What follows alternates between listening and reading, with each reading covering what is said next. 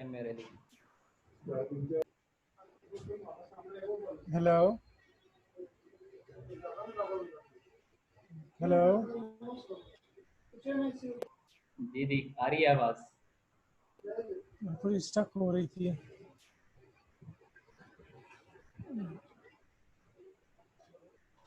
Hello मैंने कहा अभी बाकी लोग आ जाएं फिर बात करता हूँ, इसलिए मैंने ठीक है म्यूट ठीक किया है हुआ है। सर आई थॉट कि ठीक है थैंक यू सर। नहीं नहीं अभी बंद की हुई थी मैंने। सर वो लेक्चर्स का कुछ हुआ आज की नहीं बात? जी अभी मैं इधर ही हूँ यार, अभी मैं इधर ही हूँ, चेक करता हूँ, बताया तो था मैंने उनको। सर मैं एक मिनट में अभी चेक करता हूँ कि कितना एक ठीक किया मैंने।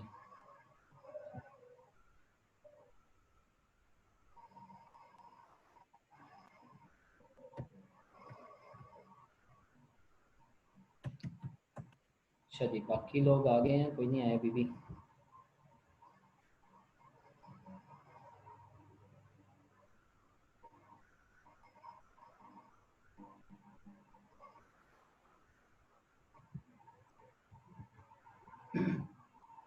नहीं अभी नहीं अपलोड किए इन्होंने, बैठे हुए हैं कर रहे हैं। वो इनका कोई हार्ड डिस्क का इशू आया हुआ है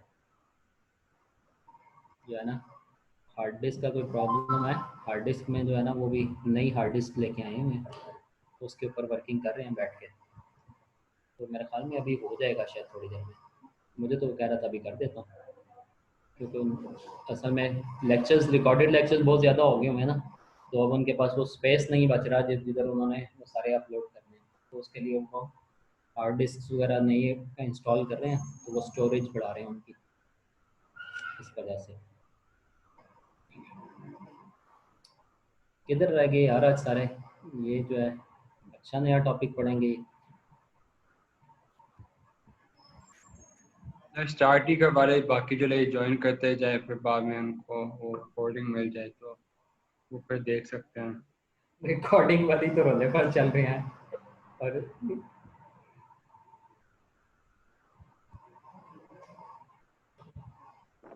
चलिए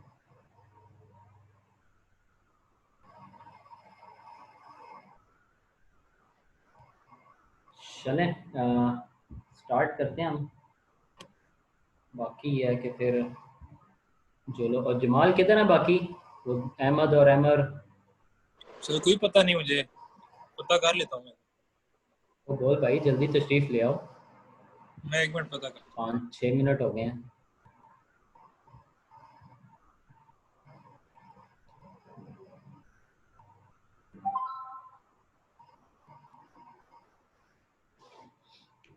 सर वो टेस्ट अटेम्प्ट कर सकते हैं हम लोग अगर हम करना चाहें जो पोर्टल में है?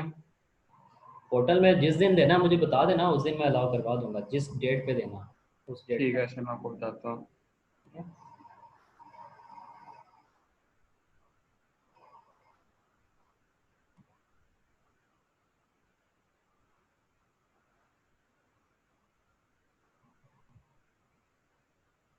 अच्छा जी कल हमने स्टार्ट किया था IFRS 15, revenue from contract with customer.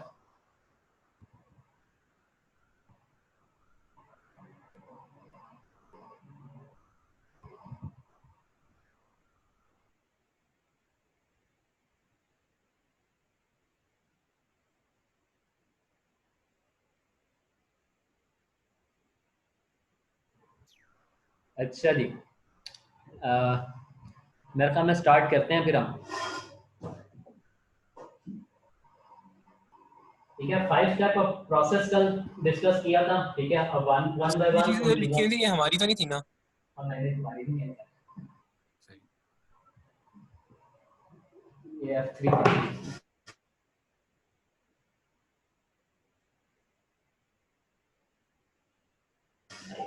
अच्छा जी रेवेन्यू फ्रॉम कल जो हमने बात की थी 5 स्टेप प्रोसेस था, जिसमें पहला स्टेप हमारे पास क्या था, आइडेंटिफाई द कॉन्ट्रैक्ट। ठीक है सबसे पहले हमने क्या करना है, कॉन्ट्रैक्ट को आइडेंटिफाई करना है। ठीक है दैट इज फर्स्ट स्टेप था।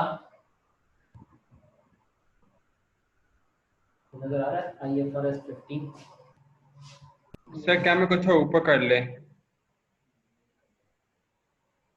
हाँ आप ठीक है सर बस।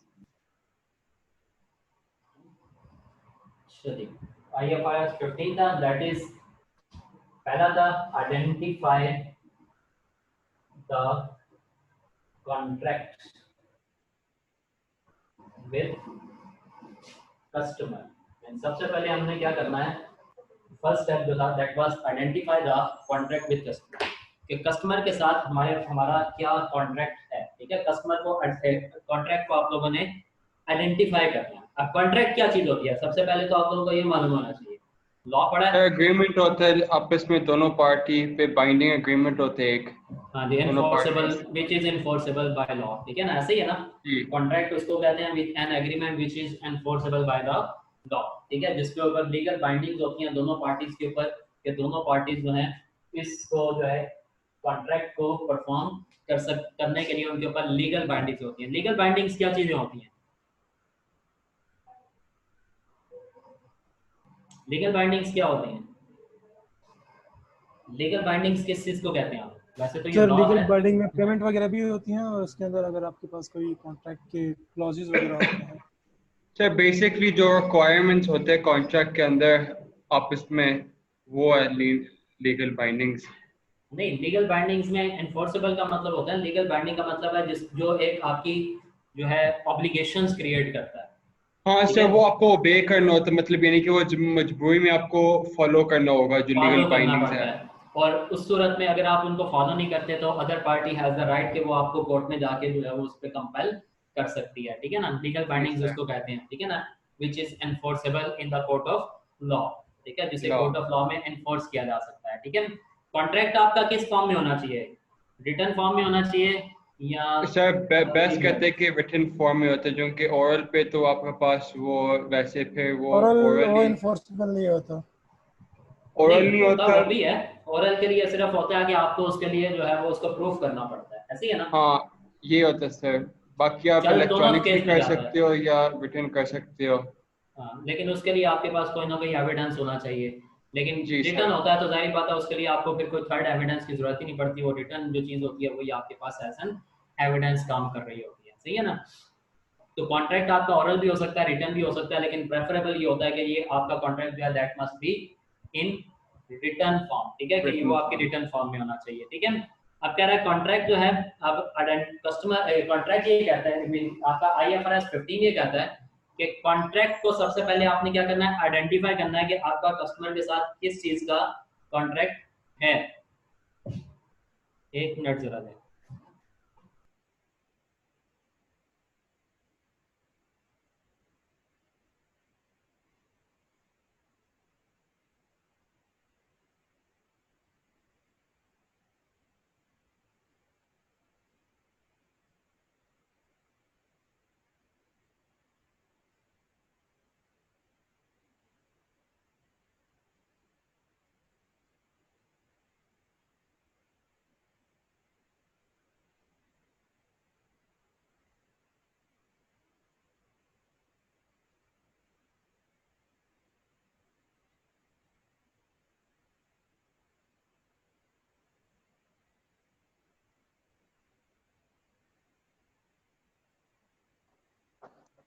सर आपकी आवाज़ नहीं आ रही।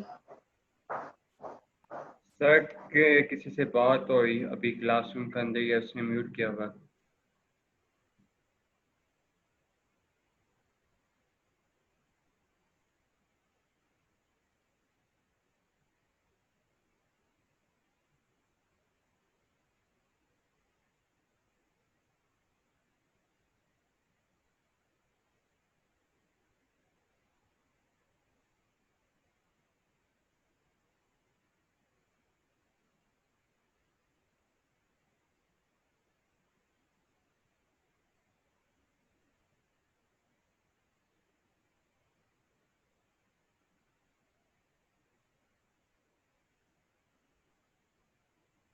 जी, हेलो।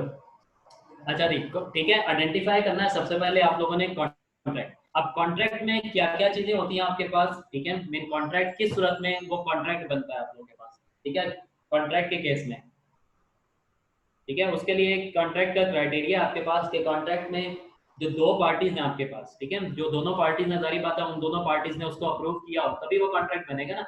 दोनों पार्टीज उसके ऊपर साइन करेंगे, ठीक है, तब अप्रूव करेंगे तभी वो कॉन्ट्रैक्ट बनता है। बगैर दोनों पार्टीज के अप्रूवल के कॉन्ट्रैक्ट तो नहीं बन सकता, ठीक है, ये बन सकता है।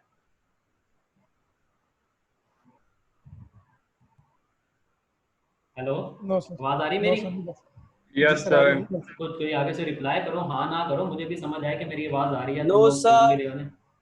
जी ऐसे सर नहीं ठीक बन है। सकती सर आप वो ऐसे जरूरी बोलिए। नहीं होता कि कॉन्ट्रैक्ट कोई साइन वगैरह भी हो रहा हो, इम्प्लाइड टर्म्स में भी कॉन्ट्रैक्ट बन जाता है बाय एक्शन वगैरह से भी, इस तरह का भी होता हाँ है। जी, लेकिन हम चूंकि रेवेन्यू के पॉइंट से बात कर रहे हैं ना, revenue from contract with customer, तो जब आपका किसी कस्टमर के साथ कोई कॉन्ट्रैक्ट होगा तो कस्टमर उसके लिए एग्री भी तो होना चाहिए। कस्टमर ने अप्रूवल दी होगी, भाई मैं आपसे चीज़ें खरीदूंगा या मैं आपके साथ ये चीज़ जो है ये कॉन्ट्रैक्ट कर लूंगा, ऐसा होगा, कस्टमर की रिटर्न कंसेंट होगी या कस्टमर ने अप्रूव किया होगा उस कॉन्ट्रैक्ट को, तभी वो कॉन्ट्रैक्ट बनेगा, ठीक है। मीन इम्प्लाइड कॉन्ट्रैक्ट नहीं होते, जैसे फॉर एग्जांपल मैं कहता हूँ कि आपसे mean revenue from contract with customer की बात कर रहा हूँ कि मैं कहता हूँ कि मैंने जो है फॉर एग्जांपल मैंने ये मोबाइल बेचना है, तो मैं यहाँ से नाम देता हूँ जी जमाल, ये मोबाइल मैं तुझे 20,000 का बेचूंगा, ठीक है। और जमाल साहब जो है वो अब सुन ही नहीं रहे, तो वो चुप करके जो है वो इधर से सुनी उधर से निकाल दी, वो कहते हैं पागल हो गए हैं, ये 20,000 में किसने खरीदना है, ठीक है। तो वो ना हाँ करे ना करे। अब इसका मतलब क्या है कि ये मेरा एम्प्लॉयड कॉन्ट्रैक्ट बन गया इसके साथ according to this IFRS 15। IFRS 15 कहता है ये नहीं है कॉन्ट्रैक्ट, क्योंकि उस पर्सन की इंटेंशन ही नहीं है कि उसने ये चीज मुझसे खरीदनी है, ठीक है। तो IFRS 15 के अंदर आपका कॉन्ट्रैक्ट आइडेंटिफाई होने के लिए मस्ट है कि दोनों पार्टीज उसके ऊपर एग्री हो दोनों पार्टीज, ठीक है, दोनों पार्टीज एग्री हो और उनकी इंटेंशन भी हो, दोनों की इंटेंशन ही होनी चाहिए कि भाई अब इसको फ्यूचर में हमने परफॉर्म भी करना है। ये ना हो कि जैसे फॉर एग्जांपल उसने सुन लिया और इसका मतलब ये मेरा मैं उसको कोर्ट में ले जाऊं जी मैंने तो कहा था इसने जवाब नहीं दिया था, तो अकॉर्डिंग टू IFRS 13 स्टैंडर्ड ये कहता है कि जी इसको आप अपने पास सेल्स रेवेन्यू रिकॉर्ड नहीं कर सकते आज। ये मेरे लिए मेरा सेल्स रेवेन्यू नहीं है, क्योंकि मैं कॉन्ट्रैक्ट आइडेंटिफाई ही नहीं कर सकता कि कस्टमर के साथ मेरा कॉन्ट्रैक्ट अप्रूव्ड ही नहीं है, ठीक है। हाँ कोर्ट में जाऊंगा, कोर्ट में केस लेके जाऊंगा, मुझे इम्प्लाइड की बात कर रहा हूँ, कोर्ट में जाके कहूँ जी इसने तो ना कहा ही नहीं था, इसका मतलब था हाँ, इसका मतलब ये एग्री था। अब कोर्ट अगर कहता है जी हाँ ठीक है, अब ये आपसे ये चीज खरीदेगा, अब उस टाइम मैं उसको आइडेंटिफाई करूंगा अपना कॉन्ट्रैक्ट। यदि आप कोर्ट ने अप्रूव कर दिया तो अब ये मेरा कॉन्ट्रैक्ट बन गया उस कस्टमर के साथ। उससे पहले मैं उसे अपना IFRS 15 के तहत रेवेन्यू रिकॉर्ड नहीं कर सकता, ठीक है। हम रेवेन्यू के पॉइंट से बात कर रहे हैं, revenue from contract with customer. तो मेरा जो कॉन्ट्रैक्ट हुआ कस्टमर के साथ, तो स्टैंडर्ड कहता है पार्टीज की इंटेंशन ही नहीं थी या दोनों ने अप्रूवल ही नहीं दी, तो वो आपके लिए कॉन्ट्रैक्ट ट्रीट नहीं होना चाहिए, सही है, रेवेन्यू ट्रीट नहीं होना चाहिए। कॉन्ट्रैक्ट से की जगह अगर मैं इसको रेवेन्यू का वर्ड दे दूं तो ये ज्यादा बेहतर रहेगा कि आपके लिए आप उसे रेवेन्यू ट्रीट नहीं कर सकते, ठीक है, रेवेन्यू कॉन्ट्रैक्ट नहीं कहलाएगा वो आपका, ठीक है। इसी तरह और इसमें आपके पास ये है कि कॉन्ट्रैक्ट जो होगा आपका उसकी कमर्शियल सब्सटेंस होना जरूरी है, ठीक है। मेन पॉइंट्स लिख दो, वैसे तो बुक में होंगे सारे के सारे, ठीक है। एक जो अभी बात की दैट इज के जी दोनों पार्टीज की इंटेंशन होनी चाहिए, ठीक है, मीन बोथ पार्टीज एग्री होना मस्ट है, ठीक है।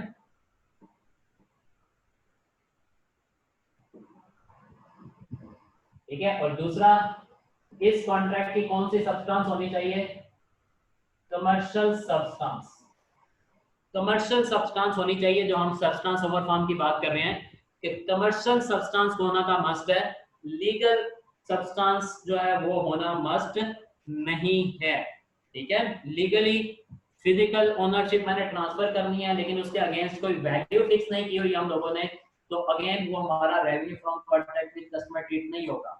इन लीगल पोजीशन मैं कहता हूँ ये मार्कर मैंने आपको दे दिए, ठीक है। अब IFRS के 15 के तहत ये रेवेन्यू रिकॉर्ड नहीं कर सकता मैं, आप नहीं कर सकते, क्यों, क्योंकि इसकी कोई कमर्शियल सब्सटेंस हम लोगों ने सेट नहीं की हुई।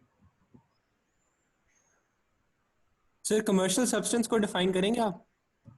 कमर्शियल मीन जो आपकी उसकी मॉनेटरी आइटम है सर? नहीं, मॉनेटरी और नॉन मॉनेटरी आइटम सबकी कमर्शियल सब्सटेंस होती है, लेकिन नॉर्मली कमर्शियल सब्सटेंस आपकी उन चीजों की होती है जो आपके एसेट्स वगैरह होते हैं, एसेट्स जो होते हैं। एसेट्स के केस में हम उनकी कमर्शियल गुड्स और एसेट्स, नॉन करेंट एसेट्स और गुड्स वगैरह जो होंगी उनकी एक कमर्शियल वैल्यू होना मस्ट है। Legal values, legal substance, physical values या फिजिकल सब्सटेंस जो है वो रिपोर्ट नहीं होनी चाहिए। सब्सटेंस ओवर फॉर्म कन्वेंशन पढ़ा हुआ पहले तुम लोगों ने? तो वो तो ठीक है, सिर्फ कमर्शियल सब्सटेंस बेसिकली उनकी मॉनेटरी वैल्यू हो जाती है बस, हाँ जी, मतलब पैसे में मॉनेटरी कितने नहीं, फाइनेंशियल वैल्यू होती है। मॉनेटरी फाइनेंशियल और चीज वैल्यू। होती है, फाइनेंशियल वैल्यू का, ठीक है, मॉनेटरी का वर्ड नहीं यूज करते। अच्छा ठीक है।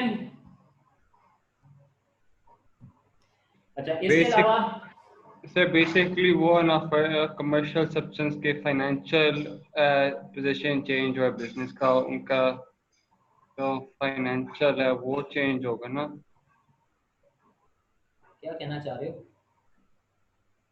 जी सर। क्या कहना चाह रहे हो?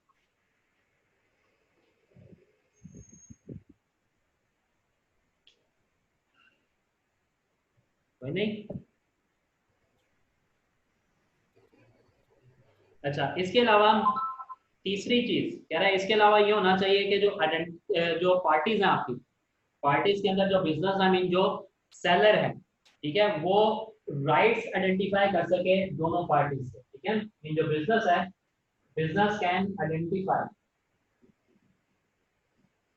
द राइट्स, ठीक है, rights of buyer and rights of sellers, ठीक है। आप उनके राइट्स जो हैं वो सारे के सारे आइडेंटिफाई कर सकें, ठीक है, दोनों पार्टीज के, बायर के भी और सेलर दोनों के जो कॉन्ट्रैक्ट में राइट्स हैं वो क्या क्या राइट्स हैं उनको आप हाईलाइट कर सकें। राइट्स और ड्यूटीज वो तो जाहिर बात है कॉन्ट्रैक्ट का एसेंशियल पार्ट होते हैं कि कॉन्ट्रैक्ट जब आप बनाते हैं तो उसके ऊपर आपको मालूम होता है कि दोनों पार्टीज के पास क्या क्या राइट्स हैं और क्या क्या ड्यूटीज हैं। तो वो कॉन्ट्रैक्ट के अंदर अगर आइडेंटिफाइड नहीं भी है तो वो आप इजीली उनको सेपरेट कर सकें। कभी अगर एक पार्टी कॉन्ट्रैक्ट तोड़ेगी तो दूसरी पार्टी के पास क्या रेमेडी अवेलेबल होगी, या अगर एक पार्टी इसको परफॉर्म नहीं करती तो दूसरी पार्टी को जो है क्या क्या कंपनसेशन देना पड़ेंगे, ठीक है। और इसके अलावा they can also identify the payment term, ठीक है, पेमेंट टर्म्स भी आइडेंटिफाई कर सकते। पेमेंट टर्म्स क्या होती हैं? इन उधार पे चीजें बेची हैं आपने, कैश पे बेची हैं, अब अगर उधार पे बेची हैं तो वो हमें कितने अरसे में पेमेंट करेगा, और वो पेमेंट जो है वो कितनी पेमेंट की जाएगी, उसमें वो डिस्काउंट वगैरह हमने उसको ऑफर किए, तो वो क्या चीजें हैं जो हमने जो भी पेमेंट के टर्म्स हैं, ये पेमेंट आया कि वो हमें कैश में देगा या उसके बदले में कोई एसेट एक्सचेंज करेंगे, गुड्स एक्सचेंज करेंगे, ये सारी की सारी टर्म्स आप उसके ऊपर आइडेंटिफाई कर सकते हो। कॉन्ट्रैक्ट में ये क्लियर कट मेंशन होना चाहिए कि भाई मैंने इसको उधार पे चीजें बेची हैं या इन चीजों का बदले में ये मेरे साथ अपने शेयर्स एक्सचेंज करेगा, किसी एसेट को एक्सचेंज करेगा, कोई गुड्स एक्सचेंज करेगा, क्या चीज होगी, तो वो चीज भी आप उसके ऊपर आइडेंटिफाई कर सकते हो, ठीक है।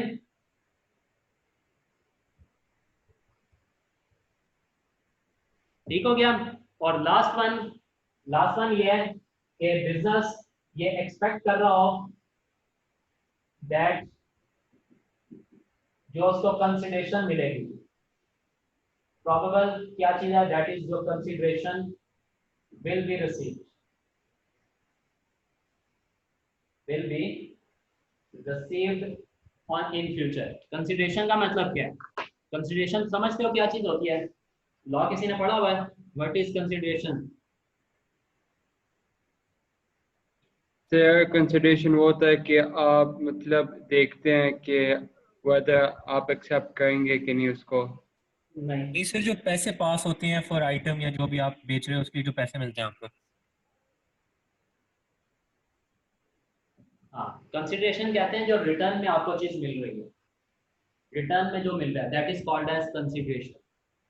कंसिडरेशन लॉ के काम में कंसिडरेशन का सिंपल वर्ड मीनिंग है something in return, something in return mean मैं चीजें जो बेच रहा हूं उसको उसके उसके बदले में मुझे क्या मिलेगा, दैट इज योर कंसिडरेशन, ठीक है, उसके बदले में मुझे क्या चीज मिलेगी, ठीक है, दैट इज कंसिडरेशन। और जो कंसिडरेशन आपने जज की है एग्रीमेंट में, यदि मुझे कैश मिलेगा, एसेट मिलेगा, क्या चीज मिलेगी, वो आपके लिए चांसेस आप प्रोबेबल ही है, प्रोबेबल क्या था 50% से ज्यादा चांसेस हैं कि आपको वो कंसिडरेशन फ्यूचर में रिसीव हो जाएगी।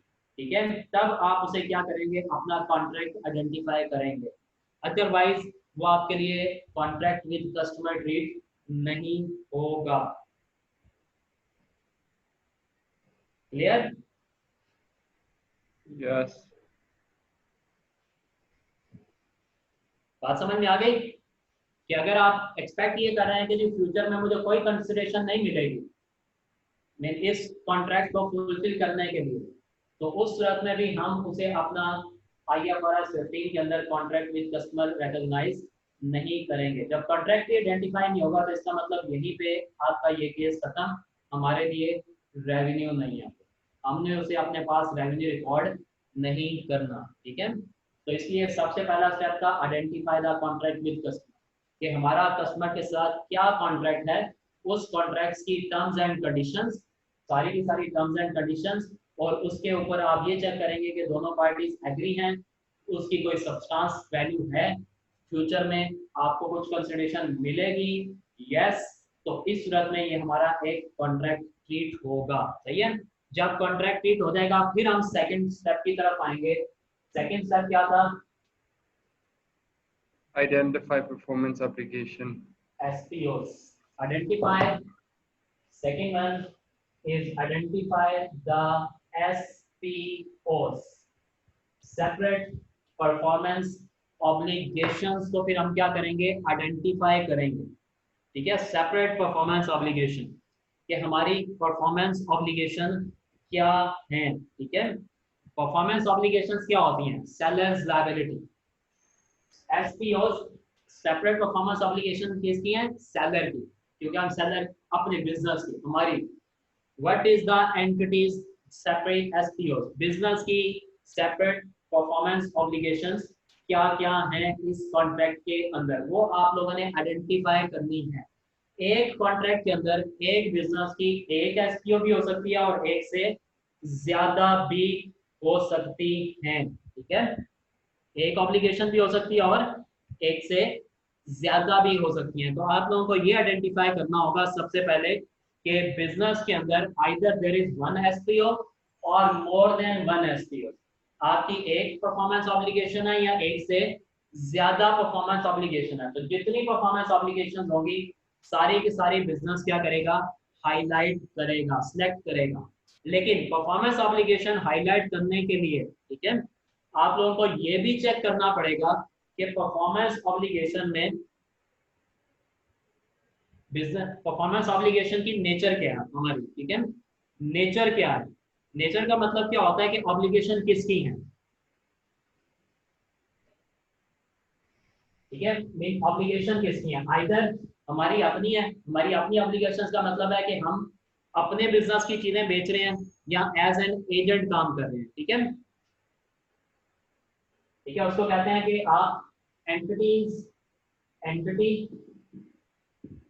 ऑन गुड्स और सर्विसेज, मेन आप एंटिटी की अपनी गुड्स एंड सर्विसेज बेच रहे हैं या आप एक्ट कर रहे हैं एज अ थर्ड पार्टी। ठीक है, third party mean as an agent. तो आपको सबसे पहले ये चीज हाईलाइट करनी है कि बिजनेस क्या अपनी प्रोडक्ट्स बेच रहा है मार्केट के अंदर या किसी और पार्टी की गुड्स बेच रहे हैं। इसका मतलब you are working as agent और या आप खुद अपनी चीजें बेच रहे हैं। तो अगर तो आप एजेंट के तौर पे काम कर रहे हैं तो इसका मतलब फिर आपके लिए जो आपकी SPOs है वो डिफरेंट होंगी। अगर आप अपनी गुड्स एंड सर्विसेज बेच रहे हैं तो फिर आपके लिए आपके SPOs डिफरेंट होंगे, सेपरेट परफॉर्मेंस ऑब्लिगेशंस। ठीक है, तो ये सबसे पहले हाईलाइट करना है कि business is working as its own business और as a third party agent.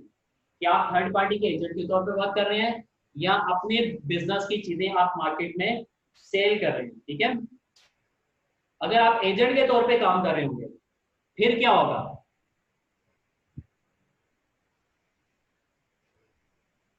अगर आप एजेंट के तौर पे काम कर रहे होंगे फिर क्या होगा, फिर आपका रेवेन्यू क्या होगा। अगर आप फिर अपने तो आपका बिजनेस के रेवेन्यू हैं तो कमीशन इसका होगा। मतलब जो सेल प्राइस है ये आपका रेवेन्यू है। लेकिन अगर आप एजेंट के तौर पे काम कर रहे होंगे तो इसका मतलब फिर जो आपका कमीशन कमीशन। वगैरह जो कमीशन वगैरह है वो आपका रेवेन्यू है। ठीक है, कमीशन या फीस जो आपकी ये आपके लिए आपका रेवेन्यू रिकॉर्ड हो रहा था ये। इसका मतलब हमें ये चीज आइडेंटिफाई करना जरूरी है कि हमारा रेवेन्यू इसमें कितना है। Either we are working as third person और वर्किंग फॉर थर्ड पर्सन, तो उस सूरत में हमारा रेवेन्यू कितना आना चाहिए।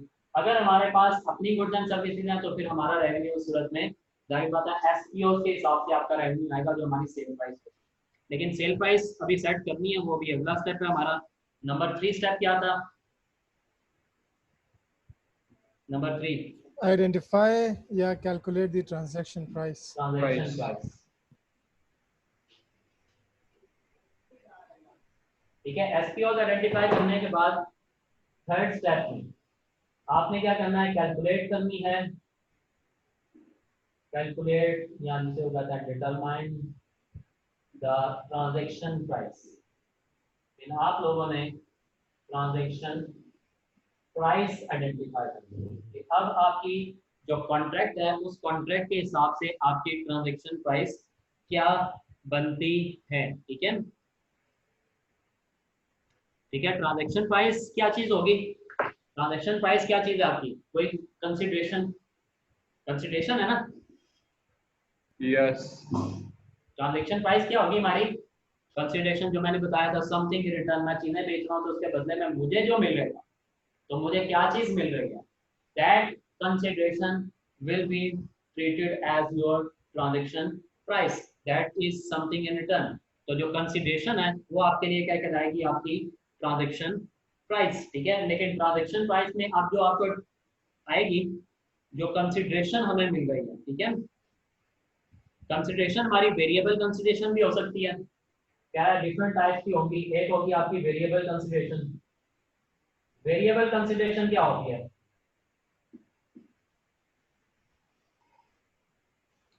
वेरिएबल कंसिडरेशंस सर जो अमाउंट चेंज होगा प्राइस।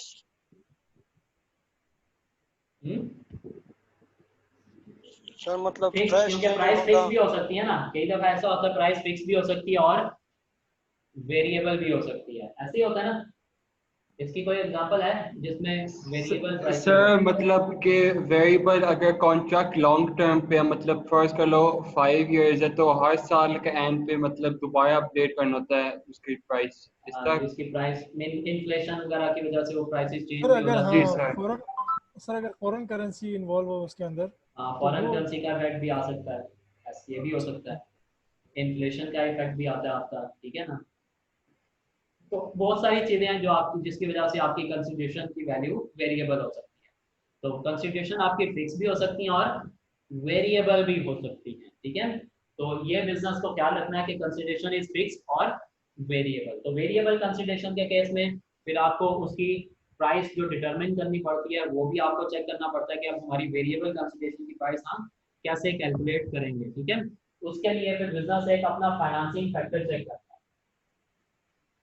ठीक है, सही आपने बिजनेस एक कंसिडरेशन में कहा था कि समथिंग इन रिटर्न, तो इसमें जी जी मतलब समथिंग का मतलब कोई भी चीज, पैसे भी हो सकते हैं, कोई एसेट भी हो सकता है, कोई शेयर भी वापिस मिल सकते हैं। कंसोलिडेशन में पड़ा हुआ ना कि हम किसी दूसरी कंपनी के शेयर खरीदते हैं तो हम उसके बदले अपने शेयर एक्सचेंज भी कर सकते हैं उसके साथ। एसेट में हमने मतलब पढ़ा इसमें हुआ है कोई कि एसेट कोई को लिमिट नहीं है, मतलब कोई लिमिट नहीं है, मतलब कोई किसी एसेट तक कोई लिमिट नहीं है, मतलब कुछ भी हो सकता नहीं नहीं, कोई भी चीज हो सकती है। समथिंग इन रिटर्न, वो नहीं जो तुम सोच रहे हो, बाकी सब कुछ। है। ठीक है, अच्छा जी, ठीक है। इसके अलावा कह रहा है बिजनेस को वेरिएबल कंसिडरेशन के अलावा एक और चीज चेक करनी पड़ती है, फाइनेंसिंग फैक्टर। ठीक है, फाइनेंसिंग जो है, फाइनेंसिंग फाइनेंस का जो कंपोनेंट है वो भी देखना पड़ता है। कंपोनेंट, ठीक है, फाइनेंस का जो कंपोनेंट है, फाइनेंस कंपोनेंट क्या चीज होती है? सर जान से वो फाइनेंस मिल रहा है ये ऑब्लिगेशन को खत्म करने के लिए। नहीं। अच्छा, डिस्काउंट डिस्काउंट फैक्टर या जिसे फैक्टर। आप इंटरेस्ट कहते हैं, ठीक है ना, that is your finance factor. ठीक है ना। फॉर एग्जांपल जैसे आपने सप्लायर कस्टमर को चीज़ें बेची, कस्टमर को आपने चीज़ें बेची 5 लाख की।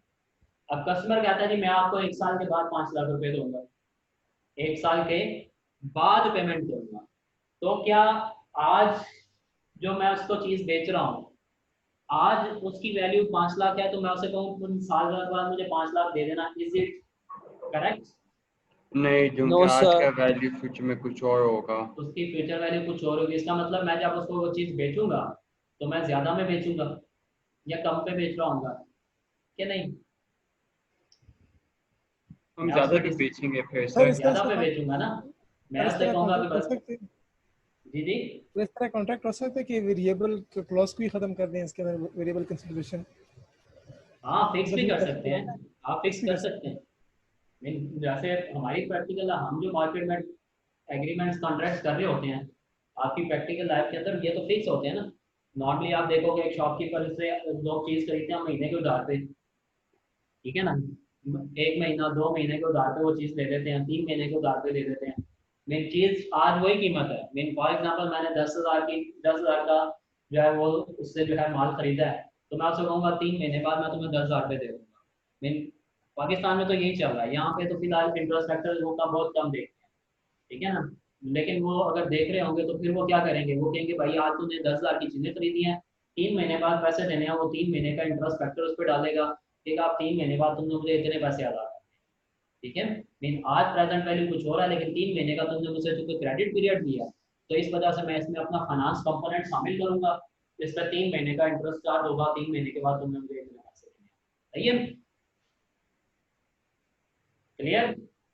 तो आपको ये फाइनेंस कंपोनेंट भी हमेशा ध्यान में रखना पड़ता है कि हमने कस्टमर को कितने की चीज बेची है, ट्रांजैक्शन प्राइस निकालते हुए। तो ट्रांजैक्शन प्राइस हमने आज की निकालनी होती है, तो हमेशा हम क्या कर रहे होते हैं, जो ट्रांजैक्शन प्राइस आप उसके साथ सेट करते हैं कॉन्ट्रैक्ट प्राइस, उस कॉन्ट्रैक्ट प्राइस को हम प्रेजेंट वैल्यू पे लेके आते हैं, ठीक है। उसकी प्रेजेंट वैल्यू निकालते हैं, फिर प्रेजेंट वैल्यू से उसके ऊपर हम इंटरेस्ट चार्ज करते हैं और उसको फ्यूचर वैल्यू में कन्वर्ट करते हैं। प्रेजेंट वैल्यू को फिर हम फ्यूचर वैल्यू में ले जाएंगे। नॉर्मली क्रेडिट पीरियड तो 3 महीने 6 महीने का होता है, नॉर्मली ऐसे ही होता है ना, ज्यादातर 3 महीने का हो जाएगा, बहुत तो 6 महीने का हो जाएगा, मैक्सिमम साल का। लेकिन यहाँ पे क्योंकि उसने आपको इंटरेस्ट फैक्टर देना है, तो इसलिए वो एलिमेंट शायद आपको साल से ज्यादा भी बढ़ा के दे सकता है। तो जरूरी नहीं है कि वो 1 साल से कम पीरियड का क्रेडिट पीरियड हो, 1 साल से ज्यादा का भी यहाँ पे वो अब आपको क्रेडिट पीरियड दे सकता है। तो अगर 1 साल का ज्यादा क्रेडिट पीरियड होगा तो आप हर साल का फ्यूचर वैल्यू निकालेंगे, लेकिन जितनी इस पीरियड के दौरान अमाउंट आएगी वो आपके लिए क्या ठीक होगी, इंटरेस्ट इनकम।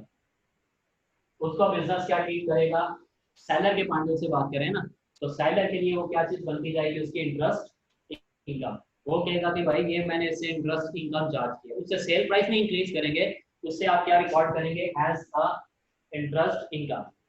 फॉर एग्जाम्पल एक सिंपल सी एग्जाम्पल देता हूँ ना, आपने चीजें बेची है कस्टमर को, 5 लाख की चीजें बेची, ठीक है, आपसे कहते हैं भाई आज 5 लाख है, लेकिन 3 महीने बाद अगर तुमने मुझे पेमेंट करनी है तो तुम मुझे 5.5 लाख पे कर। इसका मतलब प्रेजेंट वैल्यू 5 लाख है, लेकिन फ्यूचर वैल्यू उसने मुझे 5.5 लाख रुपए देने हैं। तो ये दरमियान में जो 50,000 आएगा, इसको हम क्या रिकॉर्ड करेंगे, अपना इंटरेस्ट इनकम। यहाँ पे जब आप ट्रांजेक्शन रिकॉर्ड करेंगे, अभी अभी आपका रेवेन्यू रिकॉर्ड नहीं हुआ, अभी मैं रेवेन्यू रिकॉर्ड नहीं करूंगा, अभी मैं सिर्फ उसकी ट्रांजेक्शन प्राइस रिकॉर्ड करूंगा 5 लाख। रेवेन्यू की एंट्री कब बनानी है, 5वें स्टेप में जाके। लेकिन सपोज अगर मेरा चौथा स्टेप भी पूरा हो जाता है, 5वां भी पूरा हो जाता है, मेरे 5 स्टेप पूरे हो जाते हैं, तो मैं यहाँ पे अपनी रेवेन्यू की एंट्री बनाऊंगा, रिसीवेबल डेबिट और रेवेन्यू क्रेडिट या सेल्स क्रेडिट 5 लाख से। ये मैं अपनी डबल एंट्री बना रहा हूँ कि भाई आज मेरे 5 स्टेप पूरे हो गए हैं, तो मेरा रेवेन्यू रिकॉर्ड हो गया है 5 लाख का, ठीक है।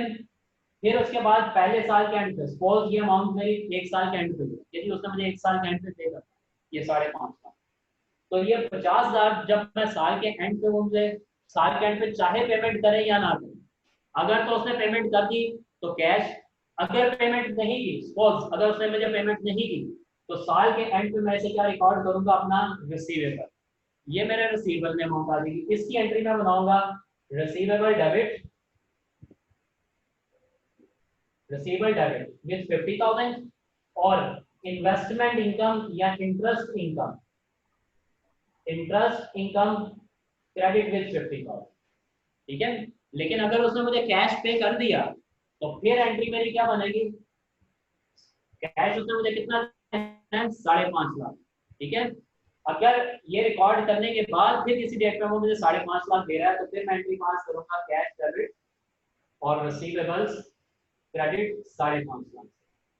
लेकिन अगर ये दोनों वैल्यूज को मुझे साल के एंड पे इकट्ठी देता है तो फिर इसका मतलब ये इनकम है इसके साथ रिकॉर्ड करूंगा, ठीक है। लेकिन बेहतर ऑप्शन ये है कि आप पहले रिसीवर्स की एंट्री ज्यादा बनाओ फिर ये रिकॉर्ड कर लो। लेकिन डायरेक्ट एंट्री भी आपको आनी चाहिए कि अगर मुझे डायरेक्ट एंट्री बनानी पड़े तो मैं डायरेक्ट एंट्री कैसे बनाऊंगा इसकी। डायरेक्ट एंट्री मेरे लिए क्या होगी, अगर डायरेक्टली आपको ये पेमेंट मिल जाएगी साल के एंड पे तो फिर मेरी एंट्री बनेगी कैश डेबिट 5,50,000, रिसीवेबल्स को मैं क्रेडिट करूंगा। रिसीवेबल्स मैंने कितने बुक किए थे 5 लाख के, क्योंकि मैंने इसे 5 लाख रिसीव करना है 5 लाख, और इंटरेस्ट इनकम मैं क्रेडिट करूंगा 50,000 से। ये आपको दोनों ट्रांजेक्शन आनी चाहिए डबल एंट्री के कॉन्टेक्स्ट में कि किस टाइम मुझे ये एंट्री बनानी है और किस टाइम मुझे ये एंट्री बनानी है। ये एंट्री आपकी बनेगी ईयर एंड पे, ईयर एंड पे एडजस्टिंग एंट्री है आपकी, सही है।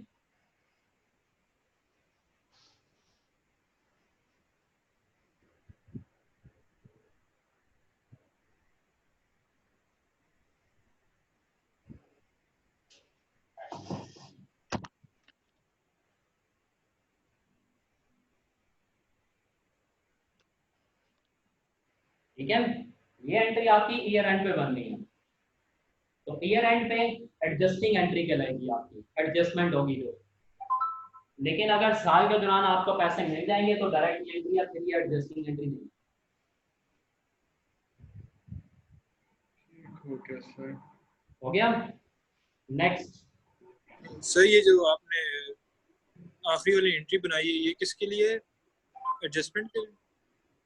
जी, ये जो अभी आपने ऊपर एंट्री लिखी है ये तो direct during the year cash receive करने की है। मीन जब आप कैश रिसीव करेंगे अगर ड्यूरिंग द ईयर रिसीव कर तो फिर ये दो एंट्रीज नहीं आएंगी, तो डायरेक्ट आपकी एंट्री कॉस्ट। लेकिन अगर आपको कैश मिलेगा अगले साल तो फिर पहले हम उसको एडजस्ट करेंगे, फिर जिस टाइम कैश मिलेगा उस टाइम मिलेगा सेट। इस एंट्री को एडजस्टिंग एंट्री कहते हैं और एडजस्टिंग एंट्री हमेशा साल के एंट्री में। मतलब 6 महीने बाद पे कर दिया हो तो फिर आधे साल का इंटरेस्ट लगेगा, इसी तरह आएगा ना, मतलब जिस तरह होता हाँ जी, है। हाँ जी, ये तो मैंने अज्यूम किया ना कि फिक्स है 5 से 5.5। वो तो डिपेंड करता है ना कि आप उसके ऊपर इंटरेस्ट फैक्टर डालो। मैंने 10% लिया ना 50,000, अगर वो 6 महीने बाद पे करता है तो इसका मतलब 10 में 6 महीने की फिर आप 25,000, लेकिन एडजस्टिंग एंट्री नहीं आएगी, फिर डायरेक्ट आप उसे 5 लाख और 25,000 5,25,000 कैश रिसीव करने। लेकिन स्टिल अगर आपका ईयर एंड 3 महीने बाद हो जाता है, सपोज जैसे मैंने चीजें बेची हैं उसको फॉर एग्जांपल अक्टूबर में और मेरा ईयर एंड हो जाता है दिसंबर में, तो फिर मैं पूरे 50,000 की एडजस्टिंग एंट्री नहीं बनाऊंगा। अक्टूबर नवंबर दिसंबर फिर 3 महीने की मेरी एडजस्टिंग एंट्री बनेगी और ये 50,000 पूरा नहीं आएगा, फिर ये 3 महीने का अमाउंट आएगी। सर ये IS-21 की एंट्रीज की तरह ही है जैसे वो मॉनेटरी और नॉन मॉनेटरी। हाँ वही सेम एंट्रीज हर जगह सेम है। साल के एंड पे आपको एडजस्ट करना है, इनकम है तो interest receivable, interest income credit, अगर रिसीव कर लेंगे तो डायरेक्ट कैश टू इनकम, वो सीधी सी कहानी है आपकी। उसमें अगर नहीं पे करते थे तो वो स्टार्टिंग जो आता था और एंड वाला वो दोनों कंपेयर कर लेते थे। हाँ जी, मिटा दो उसका जो डिफरेंस आता है वो प्रॉफिट एंड लॉस में चला। जी सही सर यस आप कर सकते हैं मिटा। अच्छा, इसके अलावा तीसरी चीज मैंने आप लोगों को बता दी है, that is financing component check करना पड़ेगा आपको। फाइनेंसिंग कंपोनेंट है तो हमें उसकी फाइनेंसिंग प्रेजेंट वैल्यू देनी पड़ेगी ट्रांजैक्शन प्राइस निकालने के लिए। और अगर आपके पास नॉन कैश कंसीडरेशन है तो नॉन कैश कंसीडरेशन के केस में हमें क्या करना पड़ेगा कि जो कंसीडरेशन फिर वो हमें दे रहा है। आपकी वीडियो में लैग है काफी। क्या चीज है? आपकी वीडियो में लैग है काफी ज्यादा। लैग मीन वो लाइनें आ रही हैं इस तरह से? नहीं फ्रीज होते जाए स्क्रीन आपकी। पता नहीं। एक मिनट,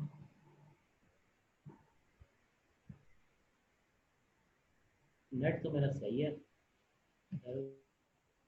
सर ठीक है, समझ आ रही है, सही हो रहा है, जाने दे।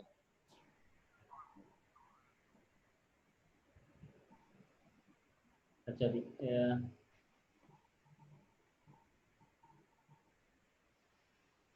चलो अब देखना, अब कुछ बेहतर आया कि नहीं। जी सर, अब सही है। नॉन कैश कंसिडरेशन, ठीक है। नॉन कैश कंसिडरेशन की मैंने तुम लोगों के साथ बात कर ली है कि नॉन कैश कंसिडरेशन में क्या होगा कि जब आप किसी कैश के अलावा कोई और एसेट या कोई चीज एक्सचेंज कर रहे होंगे, ठीक है।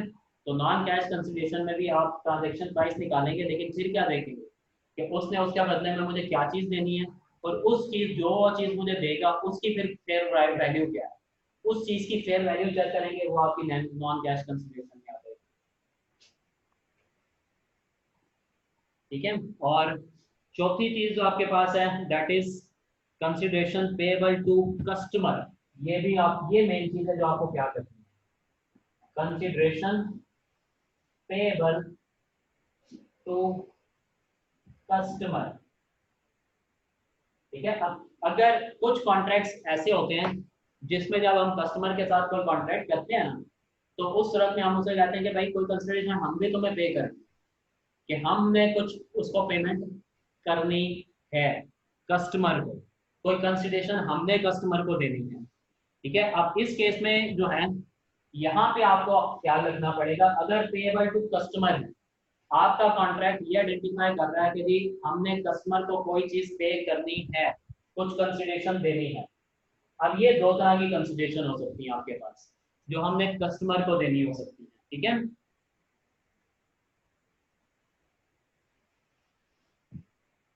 अगर तो कंसिडरेशन जो आपने देनी है that is only A goods है, एक्सचेंज ऑफ गुड्स है, ठीक है। उसको कहते हैं that is exchange of goods और सर्विसेज, क्योंकि सर्विसेज का बिजनेस भी होते हैं ना, ठीक है। कि अगर आपने उसके साथ कोई गुड्स और सर्विसेज एक्सचेंज करनी है, ठीक है।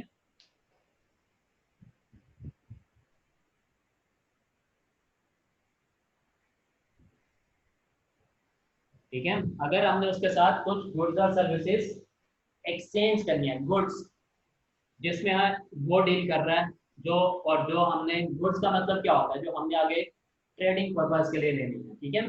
तो अगर आप उसके साथ कोई इस तरह की डिस्टिंक्ट गुड्स या सर्विसेज एक्सचेंज कर रहे होंगे, तो उस सूरत में ये जो अमाउंट है, ये जो आप उसके, जो जितने की गुड्स हम उसके साथ एक्सचेंज करेंगे, इसको हम सेपरेटली ट्रीट करेंगे एज अ परचेज, ठीक है। तो हमारे लिए हमारी परचेज ट्रांजेक्शन बन जाएगी,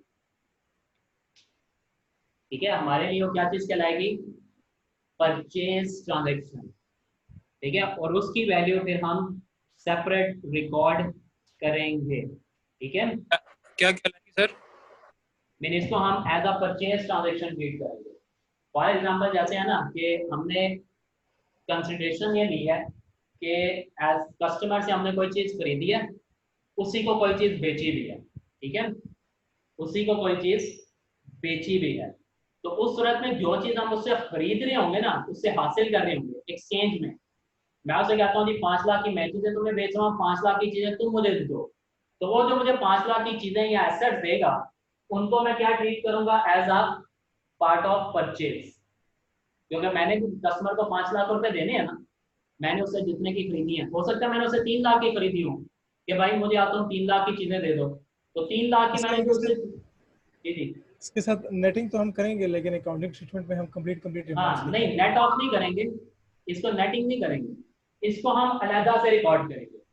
सेल ट्रांजैक्शन आप अलहदा रिकॉर्ड करेंगे, परचेज वाली ट्रांजैक्शन आप अलहदा रिकॉर्ड।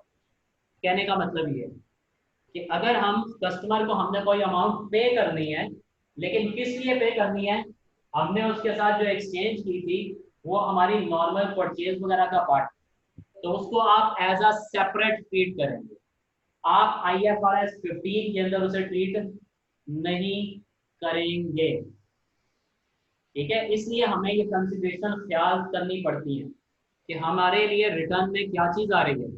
अगर वो रिटर्न में मुझे चीज़ें दे रहा है तो मैं उसको as a part of purchase treat करूंगा, पेएबल के नाम से बुक करूंगा। फिर मैं पेएबल और रिसीवेबल को आपस में कैंसिल कर दूंगा, फिर बाद में रिसीवेबल और पेएबल को कॉन्ट्रा करेंगे हम। सही है। दूसरा केस ये है कि अगर यहाँ पे अगर हमने लेट्स सपोज पेमेंट उनको कर दी और उन्होंने हमें जो है ना नॉन कैश कंसिडरेशन दे दी, इस तरह से हो सकती है क्रॉस जो होता है सर? हाँ हो सकती है, लेकिन वही बता रहा हूँ ना, उसको आप कॉन्ट्रा एंट्री में जाकर लेके जाएंगे, उसका हमारी ट्रांजैक्शन प्राइस के ऊपर कोई इम्पैक्ट नहीं पड़ेगा, ये बता रहा हूँ।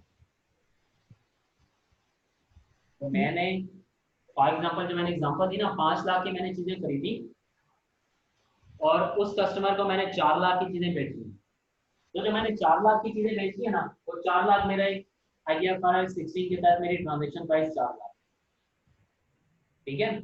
या अगर मैंने उसको 8 लाख की बेची है तो मेरी ट्रांजैक्शन प्राइस 8 लाख।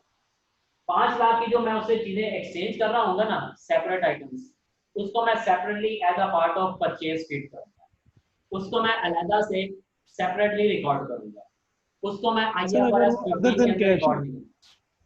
जी अगर वो अदर देन कैश हो सर, अगर वो एक आइटम अदर देन कैश हो तो फिर हम उसको हाँ अदर देन कैश ही है ना, ये अदर देन कैश ही है, उसने मेरे साथ एक्सचेंज किया है।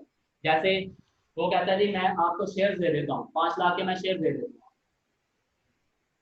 ठीक है ना। वो जो 5 लाख के जो मुझे शेयर देगा मैं उसको सेपरेट ट्रीट करूंगा, उसको मैं अपनी इन्वेस्टमेंट ट्रीट करूंगा, ठीक है, एज इन्वेस्टमेंट। इसकी जब मैं एंड ट्रांजेक्शन बनाऊंगा ना, इन्वेस्टमेंट को डेबिट करूंगा, पेएबल क्रेडिट, फिर मैं अपने पेएबल को और रिसीवेबल को आपस में कैंसिल करूंगा, लेकिन मेरी ओरिजिनल जो रेवेन्यू है उसकी ट्रांजैक्शन प्राइस के ऊपर इसका कोई इफेक्ट नहीं पड़ेगा। ये बताना चाह रहा हूँ कि इसकी वजह से ये नहीं होगा कि मैं अपनी लिखूंगा जी मेरी ट्रांजैक्शन प्राइस जो है वो 3 लाख है, मैं 5 लाख की चीजें 8 लाख की बेची है, 5 लाख की खरीदनी है, तो इसका मतलब मेरी ट्रांजैक्शन प्राइस 3 लाख नहीं है।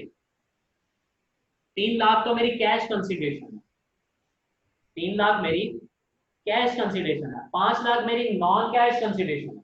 इसीलिए तो हम ये चीजें हाईलाइट कर रहे हैं कि हमारी कैश कंसिडरेशन कितनी है, नॉन कैश कितनी है, और इसके अलावा हमने कस्टमर को कुछ पे करना है कि नहीं करना।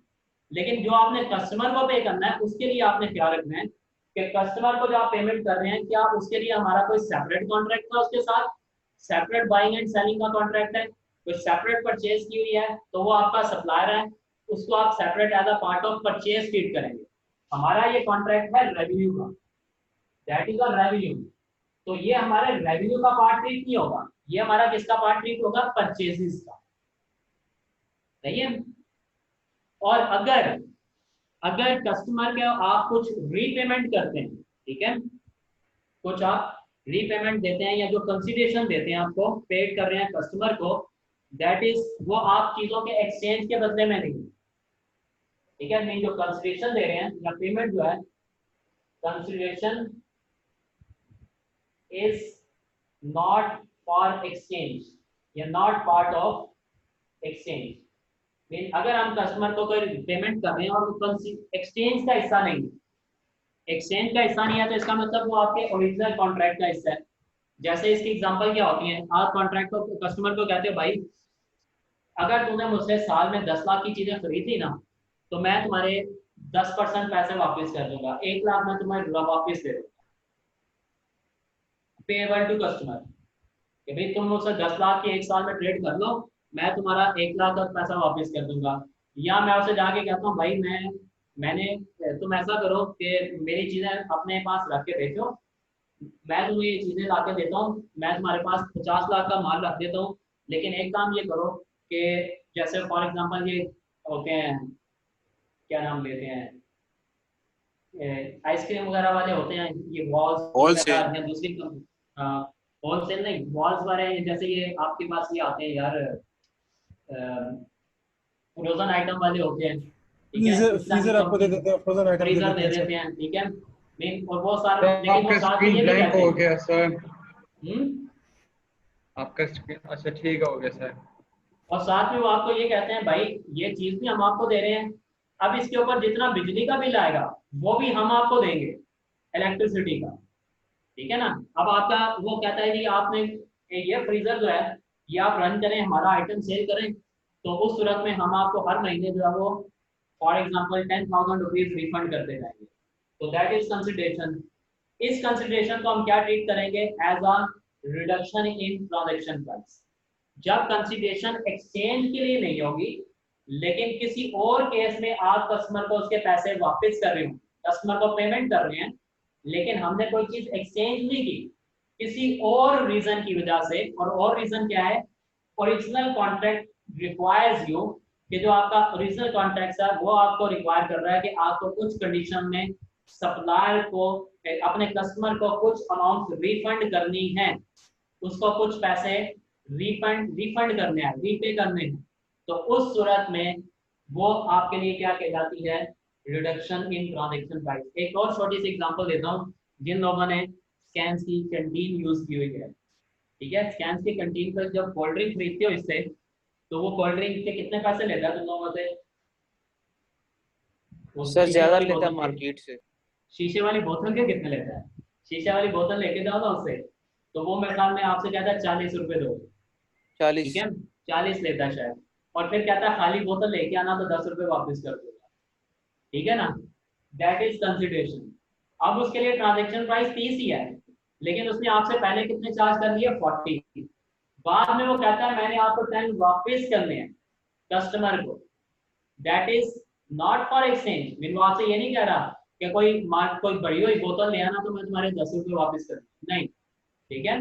वो आपसे कोई कंडीशन लगाई हुई है, कह रहा है इस कंडीशन, ये कंडीशन है, मैं आपको इस कंडीशन में आपको 10 रुपए रिटर्न कर। इसका मतलब जो पैसे वो हमें वापस करेगा वो हमारी ट्रांजेक्शन प्राइस में से माइनस हो जाएगी। तो जो अमाउंट आप कंसिडरेशन जो नॉट फॉर एक्सचेंज होगी, ये क्या करेगी, it will reduce the transaction price deducted from transaction price, ठीक है। इसको आप अपनी ओरिजिनल ट्रांजेक्शन प्राइस में से माइनस कर देंगे, और माइनस करके जो बाकी रह जाएगा वो कॉन्ट्रा हो जाएगा। नहीं, बाकी तो हमारी बाकी डबल एंट्री पास होगी, ट्रांजैक्शन प्राइस एक्सचेंज नहीं है। अब मैं कह रहा हूँ एक्सचेंज नहीं है, that was reduction in price. बाकी अगर हम कुछ कस्टमर को उसकी अमाउंट रिफंड करते हैं, लेकिन रिफंड किस वजह से कर रहे हैं, सिंपल वर्ड्स में, सिंपल लैंग्वेज में समझ लो कि अगर हम उसको पैसे दे रहे हैं, कोई चीज एक्सचेंज की थी इसलिए पेमेंट कर रहे हैं, तो वो तो हमारी सेपरेट ट्रांजेक्शन है। लेकिन अगर हम उसको जो पैसे दे रहे हैं वो हमारी ओरिजिनल कॉन्ट्रैक्ट के अंदर कोई अमाउंट, कोई कंडीशन टर्म थी जिसकी वजह से हमें सब कस्टमर को उसके पैसे वापस करने हैं, तो वो हम जब अपनी ट्रांजैक्शन प्राइस कैलकुलेट करेंगे उसी टाइम वो उसमें से माइनस कर डालेंगे आप, ठीक है, ओरिजिनल ट्रांजैक्शन प्राइस में से। ये नहीं है कि पहले 40 का रेवेन्यू बुक करें और बाद में आप 10 रुपए का रिफंड करें, नहीं। वो कहता है आप अपना रेवेन्यू में ट्रांजैक्शन प्राइस जो लिखे हैं वो शुरू में ही 30 लिखेंगे, क्योंकि आपका रेवेन्यू है ही 30, वो 10 आपका रेवेन्यू है ही नहीं।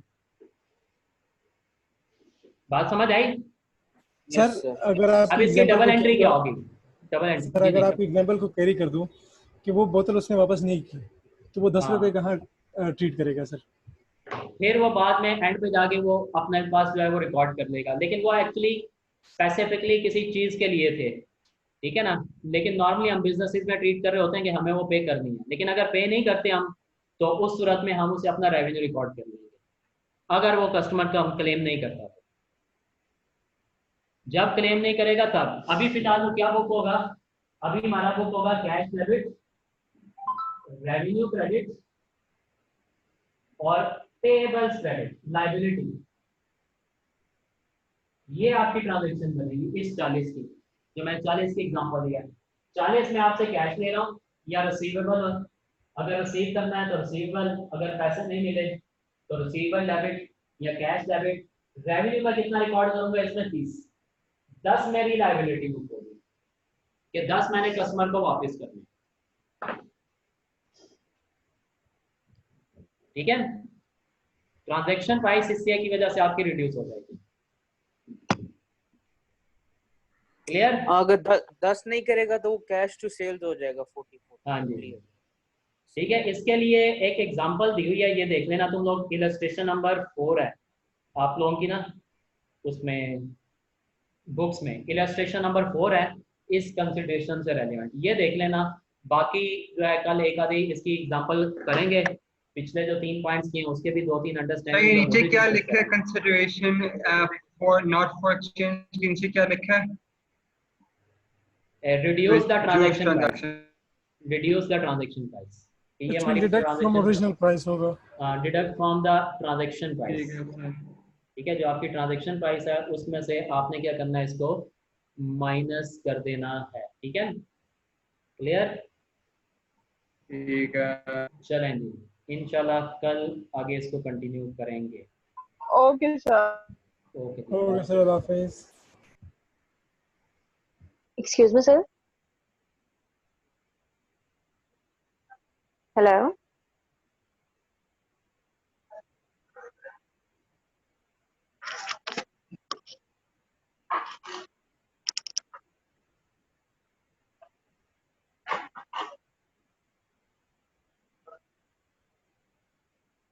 क्लास खत्म हुआ या नहीं?